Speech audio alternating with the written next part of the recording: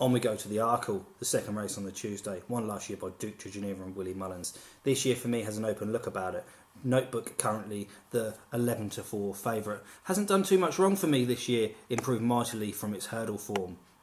Second, Fakir Duderie, 6s. Brewing Up a Storm, 7s. Cashback, 7s. Esprit de Large, 14s, along with Global Citizen and Rouge Vif. And Mura Banry, 16-1, 20-1 bar. Notebooks won 2 Grade 1s, beating Fakir Duderie and Cashback this year. So for me, rightly favourite so far this year. The only thing that bothered me about him is the preliminaries. The horse looks like it's a little bit free going. It bolted at the start last time. It did well to win. I'm just wondering whether all the things going on around at Cheltenham might be a bit too much for him. The same could be said with Cashback. He looks a very free running horse and looks like he might be a bit too keen to get home in an Arkle. Fakir Duderie for me possibly will go for the Mast Chase. I think he probably should. He can't turn the form of Notebook over 2 miles for me after getting the weight from him before Christmas. Brewing Up a Storm's 2 for 2 for Ollie Murphy.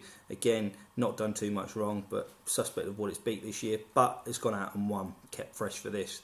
Evan Williams' horse, Esprit de Large, won the Henry VIII Novice Chase at Sandown, beating Nube Negra. That horse has done not much wrong in my opinion. Hasn't been seen since. We'll go here fairly fresh. I think if he wasn't trained by Evan Williams, no offence to Evan, but I think if he was trained by Willie Mullins and Elliott, I think he'd be half the price. Global Citizen 14s looks like a flat track horse to me, looking back through his form lines. Rouge Vif could be an interesting one around 14s. Mura Banry, the Skelton horse, the mare, she's ran 4 times over fences this year, won all 4, beat Thomas Darby earlier in the season over fences. He's switched back to hurdling because things haven't worked out. But she'll get the allowance here, so she could be an interesting one at the price. I could just see Skelton holding her up. We know it's going to be a fast run race and maybe picking off a few to grab a place or maybe even win it.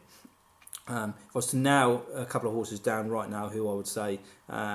Notebook's obviously one, but I'm going to go for a bit more value. I'm going to go for Mura Banry at 16-1, best price at the moment, and Evan Williams' horse, Esprit de Large, it's a bit of about 14s knocking about at the minute. So they're my 2 in this year's Arkle.